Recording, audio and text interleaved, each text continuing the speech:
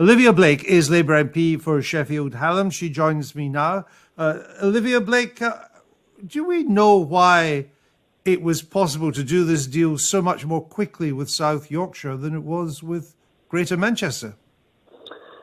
Well, good afternoon, Andrew, and thank you for inviting me onto the foot today. I mean, clearly, the situation in Sheffield has been quite a sharp one. We weren't under any restrictions until the tier system came in, unlike Greater Manchester.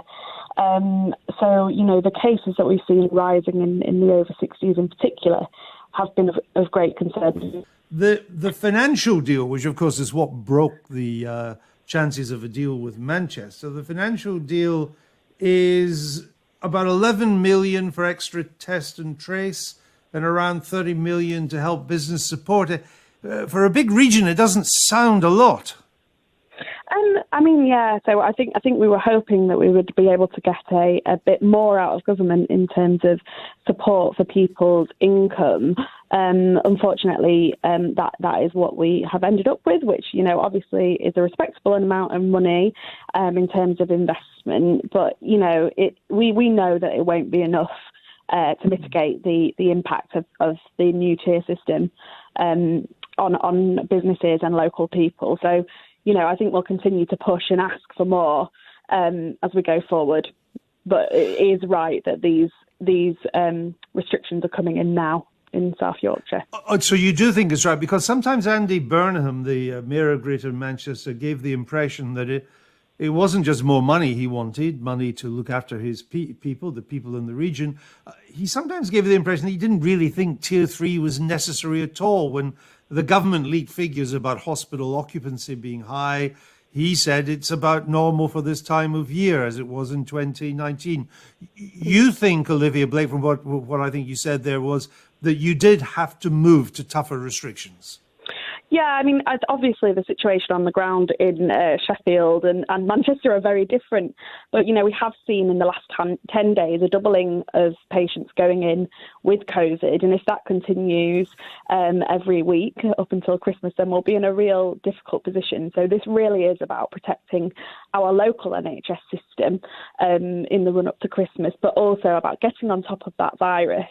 However, we don't think the economic package is good enough, and we would like to see more nationally done to make sure that people are getting more than 2/3 of their income, and we'll continue to push for that. But in terms of the support for businesses, we'd like to see much more as well. But we are where we are, and we need to get on and try and get on top of this virus in our locality.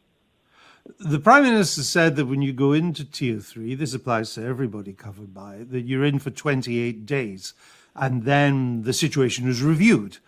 Yeah. But what I wasn't clear, and I wondered if you could bring any light to bear on this, is that what are the criteria, what are the metrics which will determine whether after 28 days you get out or you're back in for another 28 days or whatever?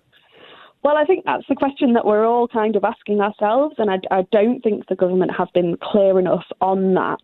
You know, obviously it's very complicated and there's different factors that should be taken into account, and it won't just be numbers dropping below a certain level, but I think it would be reassuring to our communities if it was much more clear what would get us out of this. And, you know, that's one of the reasons I personally support a more circuit breaker approach, because, you know, at least that gives you clarity, whereas at the moment, we could be in this situation for a number of months going forward, which is obviously very concerning. But again, it is necessary, unfortunately. Are the good folks of South Yorkshire ready for this, ready for these restrictions? Well, you know, we've heard from the local leaders about how frustrated they are about how quickly this was announced, because they wanted to put more plans in place. You know, I've been contacted by businesses who, you know, were kind of blindsided by this and you know, are having to cancel deliveries because they're no longer going to be able to open at the weekend. And you know, so it is going to have a big knock-on effect. And, you know, unfortunately, that quite a lot of people out there lost their job in the first wave of this, have gone and got new jobs, and unfortunately, they fall foul of the criteria for the new support. So it is very complicated, and there is going to have to be a lot of sacrifice, unfortunately, which is why myself and colleagues will continue to fight for a better deal. It sounds like a lot of pain in the run-up to Christmas, as everywhere else, Olivia Blake. The hospitality industry in particular, which was beginning to recover towards the end of the summer. I mean, they must now face, with all these restrictions coming in, not just in your area, but elsewhere, the prospect of substantial unemployment in these businesses now.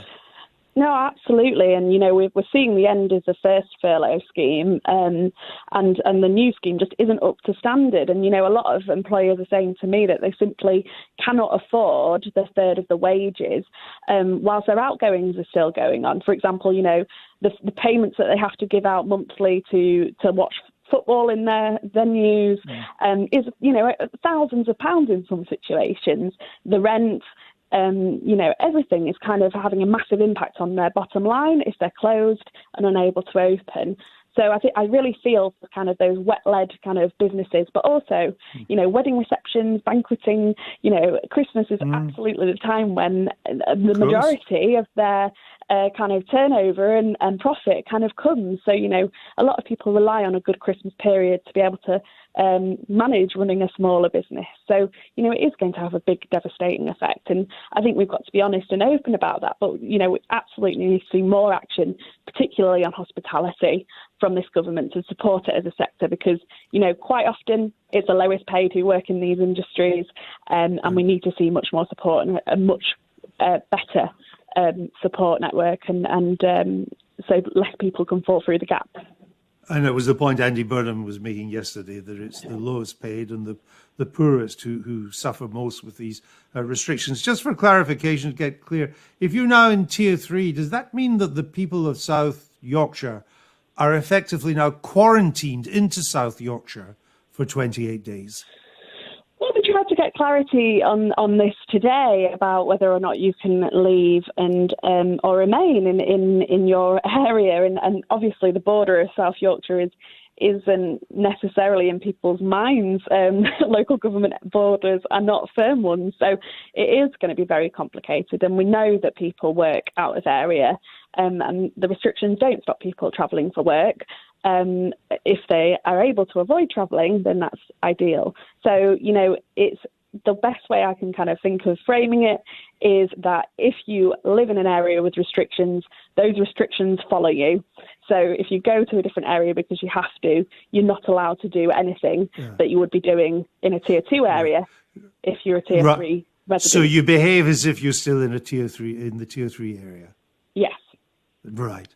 Olivia Blake, we'll leave it there. We know that you've got to go and do some voting, so we don't want to get in the way of your democratic duty. Thank you for joining us. Olivia Blake, Labour MP for Sheffield Hallam.